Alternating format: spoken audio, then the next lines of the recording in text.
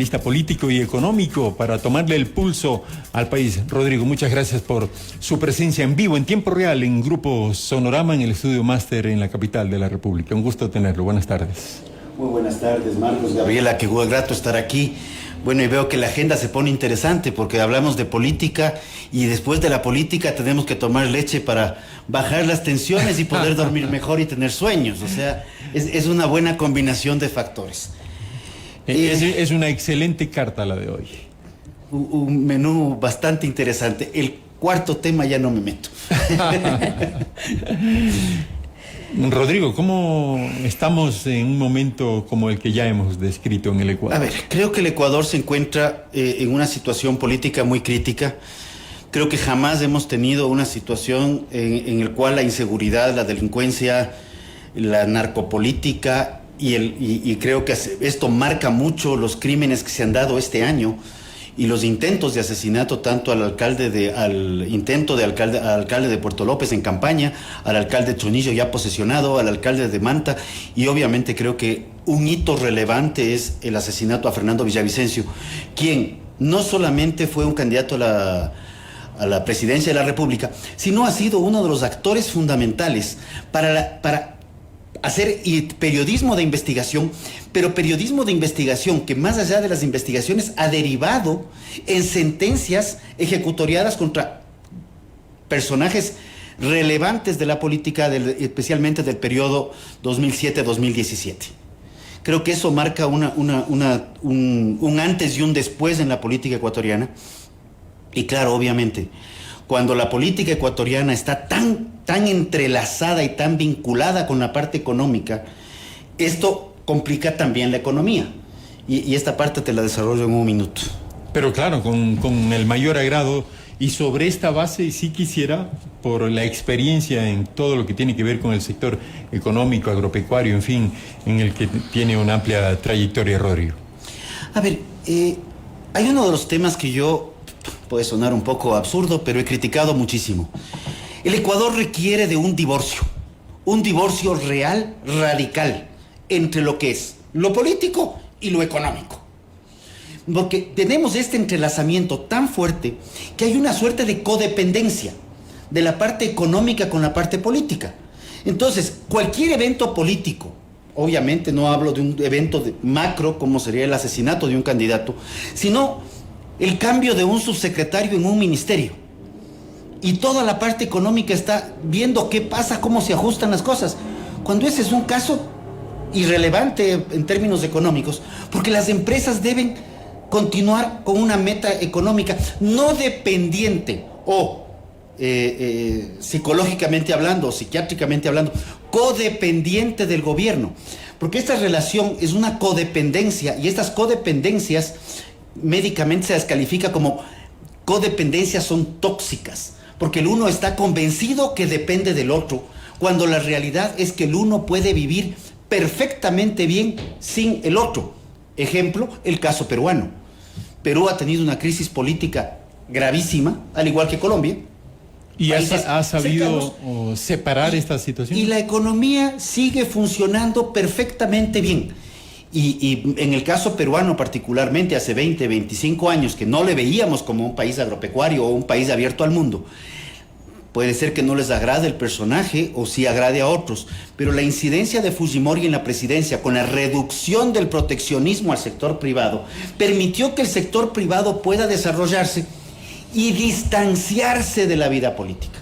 Entonces cambias de presidente, pones uno, pones otro, pones el tercero, y la economía sigue creciendo, y el salto que ha dado Perú en estos últimos 20 años es digno de ser mencionado.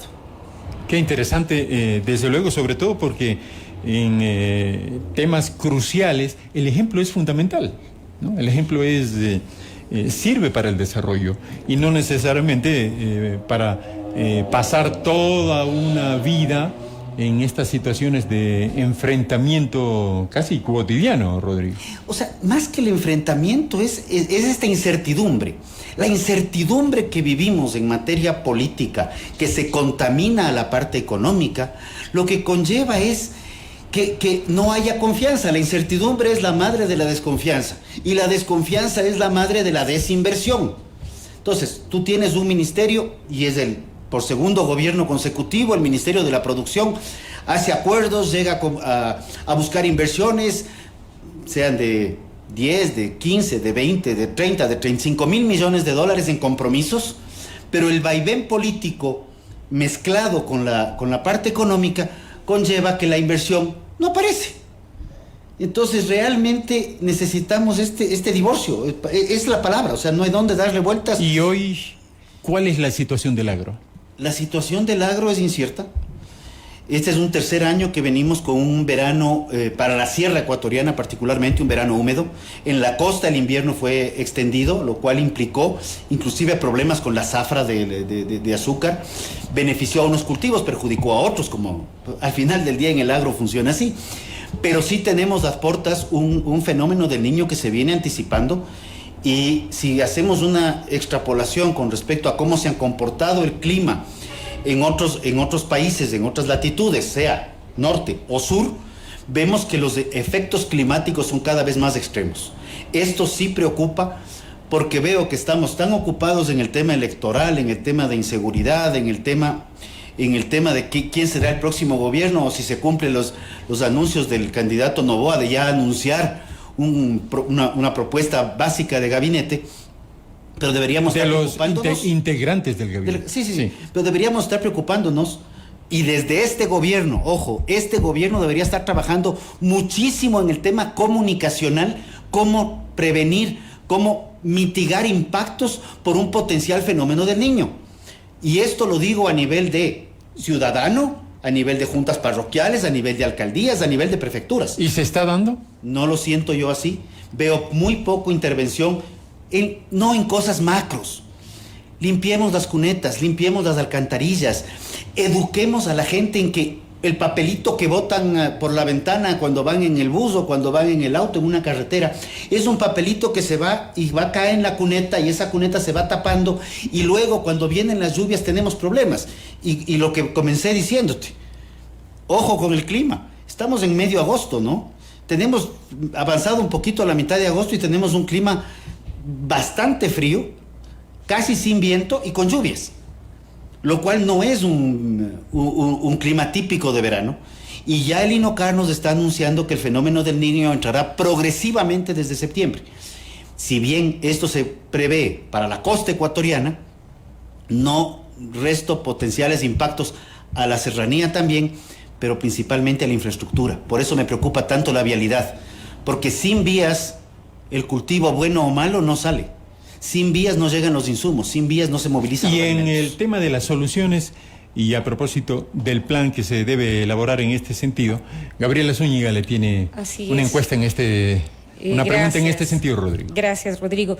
¿Y qué es lo que se debería hacer? Estamos hablando de que no hay una educación, de qué es lo que debería hacerse en este momento, que ya estamos empezando con esto del fenómeno del Niño. La Secretaría de Gestión de Riesgos preparó un plan justamente anticipando todo esto.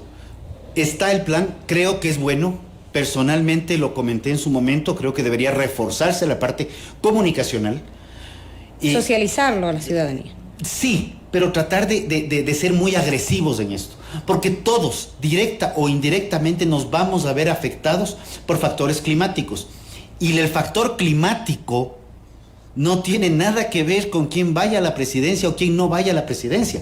Tanto es así que yo he calificado que tenemos el fenómeno del Niño climático, pero que probablemente más nefasto sea el fenómeno del Niño político. Porque estamos tan ocupados de la política que no estamos viendo lo importante, estamos ocupados en lo urgente.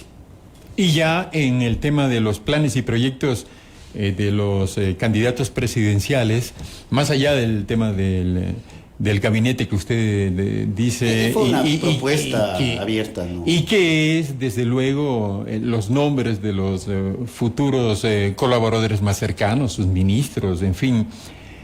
Es fundamental este trabajo en todo el Ecuador. Es fundamental trabajarlo hacia todos los lados, pero creo que más importante es también la concientización del sector privado, en cómo también desde el sector privado ir anticipando los problemas. Lo que vivimos hace... ¿Y qué puede hacer en prevención y este tipo de trabajos del sector privado? Comunidades que estamos y hablo a título personal en este momento, que estamos en zonas rurales alejadas. No esperar que el Taita Estado venga a darnos limpiando las cunetas, sino hagamos una minga y limpiemos la cuneta. Lo estamos haciendo en mi sector. Se están tomando acciones desde ciudadanos, grandes, medianos y pequeños. Si tienes una alcantarilla al frente de tu casa, limpia la vereda, perfecto, es lo que te dice la norma, pero no botes la basura a la alcantarilla, recógela y ponla en una fundita para que se la lleven a otro lado. O sea, mucho depende. No vamos a poder controlar las lluvias, pero sí vamos a poder al menos reducir o minimizar los impactos que vamos a tener. Creo que este es un trabajo de todos, y la conciencia ambiental no va solamente por ir a votar no en la explotación o votar sí en que el petróleo se quede bajo tierra. Yo voté no por un acaso, por eso me viene el no tan importante, sino también tener una conciencia que hay que hacer gestión ambiental desde los hogares, desde la clasificación de desechos, para que el municipio del cantón que sea retire desechos diferenciados, para que no es que uno clasifica en la casa y todos se mezclan en el mismo basurero y llegan al mismo que es un relleno. poco lo que sucede en el Ecuador. Pero Loja, en ese aspecto, más allá de cualquier tema, nos dio un ejemplo en manejo de residuos. Comenzaron con educación desde las casas y manejaron un sistema que funcionó muy bien por muchos años. O sea, sí se puede cuando se quiere. El problema es que se quiera, porque lo otro es que el Taita Estado de haciendo todo. Y el Taita Estado no puede dar haciendo todo. Y el Taita Estado, como usted lo llama, desde luego, Rodrigo, es Ministerio de Agricultura, organismos de prevención, auxilio, socorro y seguridad, en este sentido, en todas las áreas que tienen que ver con ríos, mares, el mar, en fin, en definitiva. Ahí deberían involucrarse todos, en un gran plan. Tenemos que involucrarnos todos, pero tú topas una palabra que también yo creo que es relevante ver cómo también nos involucramos todos en el buen sentido. Tema de seguridad. Y hablemos de la inseguridad que vivimos en las calles, en donde cuando se siente que hay ausencia de Estado, y perdón que lo diga así de crudo, cuando se siente que hay ausencia de Estado, los barrios toman decisiones por su cuenta. Y tú vas ya, y cada vez se vuelve más común, pasar por barrios en donde te acercas y ves en la primera esquina de entrada y dice, barrio organizado, ladrón trincado, ladrón ajusticiado. Otros te dicen en coordinación con la policía, otros ni siquiera la mencionan. Ese es un tema que tenemos que ver. Y lo que está pasando ahorita con el juez Macías, por ejemplo, que parece que le incomoda al señor que está en la judicatura, deja en entrever que ante un proceso irregular, por no decir ilegal, pero digamos irregular para que no se sientan tan afectados, destituyen a un juez incumpliendo la norma de la ley, con 2 de 3 votos, con ausencia de otros jueces, cuando hay normas expresas a nivel de ley, no a nivel de reglamentos. Y esta base de diálogo es clave y fundamental para mover la conciencia de nuestros gobernantes, por llamarlo así, porque son alcaldes, prefectos, el gobierno como tal y el propio presidente de la República. Yo creo que tenemos que mover ir bajando los proteccionismos. Vean, esto es muy sencillo. Si el ciudadano no se empodera en lo que le corresponde y en lo que tiene que hacer, en donde el gobierno se dedique a lo que es control y regulación, no en mayores intervenciones, porque usualmente donde se mete complica las cosas, con todo el respeto a todos los mandatarios de los últimos 20 años. No, para que no queden solamente en los últimos meses. Es como cuando un niño estás enseñándole a montar bicicleta. Tú pones la bicicleta, pones las rueditas, ahora se pone el casco, en mi época no había esas cosas. Pones las rueditas y usualmente le vas levantando las rueditas para que vaya aprendiendo el equilibrio. Y luego le coges de la silla.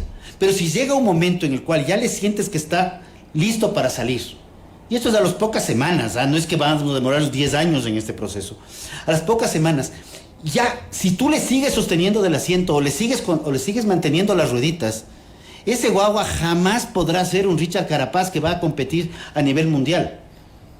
O sea, sí se puede cuando se quiere. Entonces, ahí es a donde hay que trabajar. Y los gobiernos, lamentablemente, también se han visto abocados. Gobiernos con tendencias populistas han caído en reforzar su populismo, y gobiernos con tendencias más liberales han terminado siendo populistas porque hay una ciudadanía que se educó como clientelar. Entonces, ese es uno de los aspectos fundamentales. Ahora, en este 2023, pasamos las elecciones de febrero, ahora ya pasamos un proceso electoral que yo tengo muchísimas dudas, y ahora nos viene otro proceso electoral en octubre. ¿Por la transparencia, dice usted? ¿O por qué razón? A ver, por la transparencia entre comillas, perdón que sea así de crudo. Me llamó muchísimo la atención, y por favor a quienes nos están escuchando, recuerden las elecciones de hace varios años atrás, y quienes son más viejos, mayor número de veces. Uno estaba frente a la televisión o al lado de la radio oyendo, y el candidato subía medio punto, subía un punto, sube 2 puntos porque coincidieron las actas de tal parroquia, de tal recinto donde se favorecía, y media hora, 1 hora más tarde caía el candidato, y era la desilusión, y era una incertidumbre. Actualmente, la elección ahora, pese a que la OEA ha determinado que hay una transparencia total, porque se han subido las actas, desde que se subió el 0.31% de las actas, 0.31% de las actas, se marcó la tendencia. Se marcó no solo la tendencia, se marcaron los porcentajes. ¿Quién va primero, quién va segundo, quién va tercero, quién va cuarto y quién va quinto? Hasta ahí es donde dice el cuadro. Y el cuadro son líneas rectas. No se movió ninguno. Le dijeron a la primera, usted está entre el 33 y el 34, y ahí se quedó. El segundo le dijeron, usted está por el 23, 24, y ahí se quedó. El tercero está en el 16,5, por ahí se quedó. Y eso, salvo que haya sido un cálculo estadístico preparado con anterioridad para meter las votaciones de las actas y de las juntas, matemáticamente calculado para que ya con las primeras actas poder determinar eso no ha sucedido en la historia del Ecuador. Pero bueno, también dicen que los 9 planetas se pueden alinear alguna vez en la historia, pero sí creo que es muy cuestionado y cuestionable. Muy bien, Rodrigo. Le quiero agradecer muchísimo por su presencia en vivo, en tiempo real, en el estudio máster de Sonorama en Quito, desde luego, y por topar estos temas que son trascendentes para el país. Muchas gracias. Por el contrario, Marcos, Gabriela, Sonorama, Gracias, muy grato siempre estar por aquí, y cuando puedes estar presencial siempre es más agradable todavía. Muchas gracias. Gracias. Y mucha atención, ¿eh? Muchísimas gracias, Rodrigo. Rodrigo Gómez de la Torre en Sonorama, en este análisis político y económico en el grupo Sonorama. Una pausa, ya volvemos, Gabriela. Así es, momento de una pausa, no se desconecte de Sonorama, que enseguida retornamos con nuestra agenda, aquí en Minuto a Minuto.